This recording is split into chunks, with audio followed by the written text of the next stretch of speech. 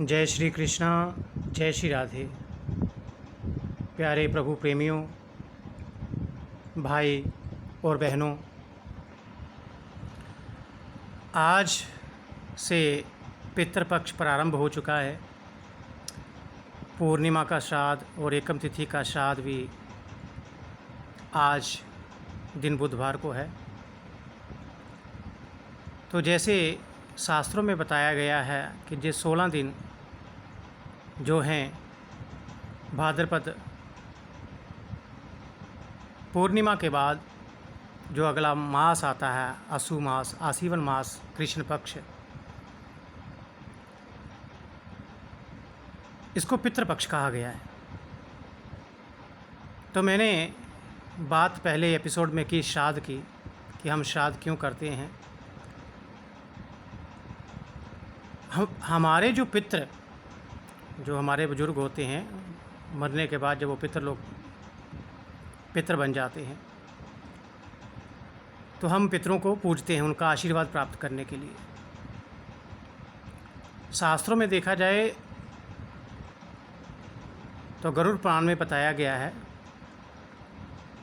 कि अगर पूर्ण श्रद्धा के साथ ब्राह्मण को भोजन करवाया जाता है और ये मानते हुए कि ये ब्राह्मण नहीं, साक्षात हमारे पितृ ही भोजन करने के लिए आए हैं, क्योंकि गरुड़ पुराण में कहा गया है कि जब ये श्राद्ध पक्ष प्रारंभ होता है तब जो अयरमा नाम के वहाँ के राजा हैं जमपुरी के,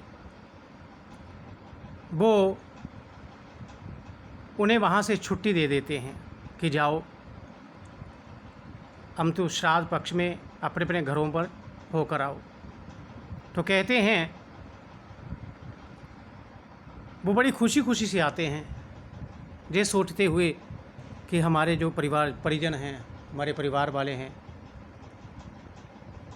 वो हमको पायस देंगे।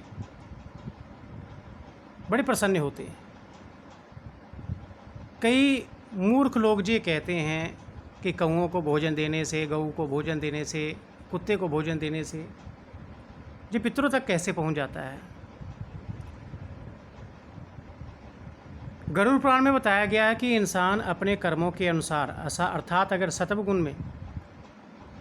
सत्वगुणी उसमें गुण होते हैं और सत्वगुण अवस्था में वो मरता है, वैसे तो उसको मोक्ष प्राप्त होता है, लेकिन फिर भी अगर वो मनुष्य का चिंतन करते हुए मरता है तो उसको मानव जोनी प्राप्त होती है।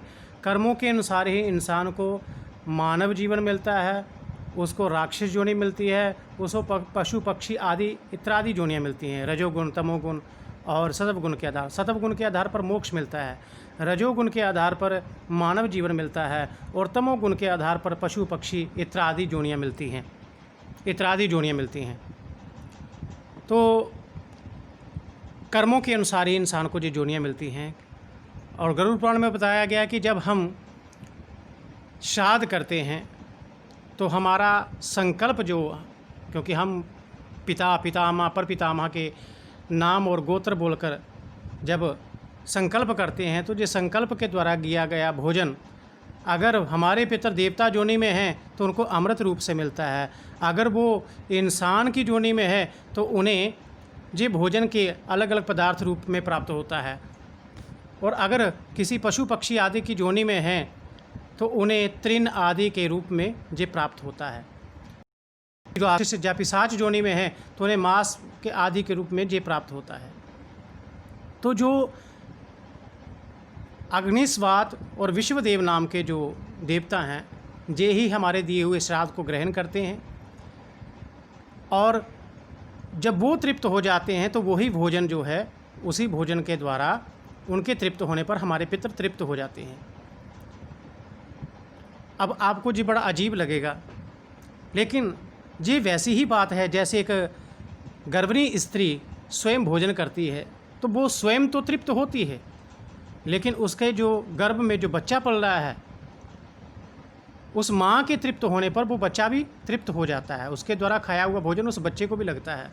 इसी प्रकार अग्निस्वात और विश्वदेव नाम के जो देवता होते हैं, इनके मुख्य होते हैं पितरों में, तो ये प्रसन्नता से भोजन ग्रहण करते हैं और इनके द्वारा ही पितर भी तृप्त हो जाते हैं और वो अपने वंशजों को आशीर्वाद देते हैं कि हमारा वंश इसी प्रकार बढ़ता फूलता रहे और इसमें हमारा वंश पीढ़ी दर पीढ़ी चलता रहे, ये वंशज हमारे धर्म कार्य हमेशा करते रहें। लेकिन बड़े दुख की बात है कि हमारे जो पढ़े लिखे भाई बहन हैं वो नौकरी के लिए, धन कमाने के लिए विदेश में चले जाते हैं और विदेश में जाकर ऐसे रुझ जाते हैं कि उनके बुजुर्ग माता पिता जिन्होंने अपने बच्चों को पढ़ाने लिखाने के लिए दिन रात एक किया होता है, वो बाद में अंतिम सहारे के लिए तरसते हैं और वही बेटा, वही बेटी, वही बच्चे अपने माता पिता की परवाह नहीं करते। लेकिन याद रखना, जैसा कर्म इंसान करता है वैसा ही फल पाता है। अगर उसने अपने माता पिता की सेवा नहीं की तो उसकी भी सेवा नहीं होगी। आज मैं बात कर रहा था श्राद्ध की, तो अपने पितरों की आशीर्वाद के लिए, उनको तृप्त करने के लिए हम श्राद्ध करते हैं। लेकिन आज श्राद्ध के अनुसार समय जैसे जैसे बीतता गया वैसे ही श्राद्ध के नियम भी हम लोगों ने बदल दिए, क्योंकि हम लोग ज़्यादा पढ़ लिख चुके हैं। और हमारे स्कूलों में पहले तो शास्त्र, रामायण आदि ग्रंथ पढ़ाए जाते थे, लेकिन अब तो इनका नामो निशान भी नहीं है स्कूलों में। अभी तो स्कूलों में वो स्टडी मिलती है, वो पढ़ाई मिलती है जिसके द्वारा बस रुपया कमाना है, ज़्यादा से ज़्यादा धन कमाना है। वो आज की विद्या अपने कल्याण के लिए नहीं है। आज की विद्या तो इंसान सिर्फ धन कमाने के लिए सीख रहा है, उसको पढ़ रहा है। पहली जो विद्या थी इंसान के कल्याण के लिए होती थी, आज कल्याण के लिए है, क्योंकि बड़े बड़े स्कूलों में, बड़े बड़े यूनिवर्सिटियों में आज तो रामकृष्ण का कोई नाम भी वहाँ पर किताबों में नहीं कोई रह गया। बड़े बड़े चरित्र होते थे, श्री राम जी के जीवन के चरित्र होते थे, तो इंसान को संस्कार मिलते थे। लेकिन बड़े दुख की बात हो जाती है,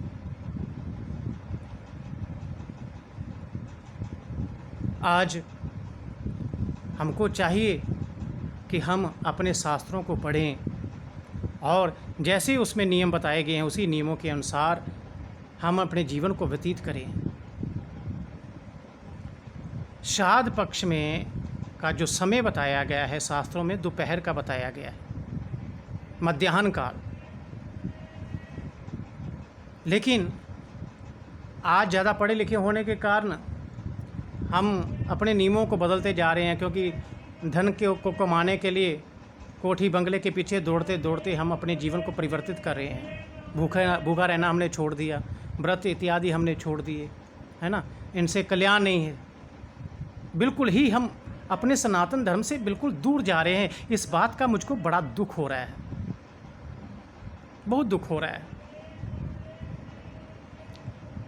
भाई और बहनों, आज हम ब्राह्मण को भी घर बुलाकर राजी नहीं हैं, क्योंकि हमने कारोबार पर जाना है तो फटाफट भोजन बनाते हैं और 7 जैसे ही बजते हैं, 8 बजते हैं, फटाफट ब्राह्मण के घर पहुंच जाते हैं। तब तक ब्राह्मण ने पता नहीं स्नान किया है या नहीं किया है, लेकिन उसके घर हम थाली लेकर पहुंच जाते हैं, भोजन की थाली लेकर, ग्रहण करो। जबकि श्राद्ध में हमारे जो गरुड़ पुराण बताते हैं, शास्त्र बताते हैं कि ब्राह्मण को घर बुलाकर भोजन करवाना चाहिए, क्योंकि जो पितृलोक से आए हैं वो घर के दरवाजे पर खड़े होते हैं और सोचते हैं कोई ब्राह्मण हमारे घर में भोजन करने के लिए जाएगा तो हम उसके शरीर में प्रवेश हो जाएंगे, प्रवेश कर जाएंगे, और ब्राह्मण के शरीर के द्वारा ही वो भोजन पितृ ग्रहण करते हैं। लेकिन हमने तो सुबह सुबह ही भोजन करवाना शुरू कर दिया, जबकि समय शास्त्रों में मध्याह्न काल बताया गया है। गरुड़ पुराण में प्रेत कल्प में कथा आती है कि भगवान श्री राम जब वनवास गए हुए थे तो उनके पीछे से राजा दशरथ जी की मृत्यु हो गई।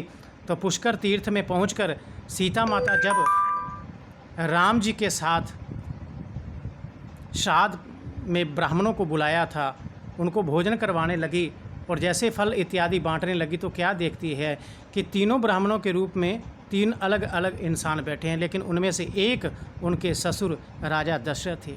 जे देखकर सीता माता रोती हुई झाड़ियों में जाकर छिप गई। राम जी ने देखा, सोचा, अरे जी क्या हो गया जी, कैसी आश्चर्य की बात हो गई। सीता अचानक ब्राह्मणों को भोजन कराते छोड़कर जी कहाँ छुप गई। राम जी ने कहा, खैर कोई बात नहीं, मैं पहले इनको भोजन करवा दूं, बाद में पूछूंगा। तो राम जी ने भोजन करवाया। भोजन करवाकर बाद में सीता जी के पास में गए और कहा, प्रिय क्या बात हो गई, तुम इस प्रकार उनको भोजन करवाना छोड़कर ब्राह्मणों को कैसे जहाँ पर आ गई। तो सीता माता कहने लगी, नाथ मैंने एक बड़ा ही आश्चर्य देखा उनमें। कहा क्या?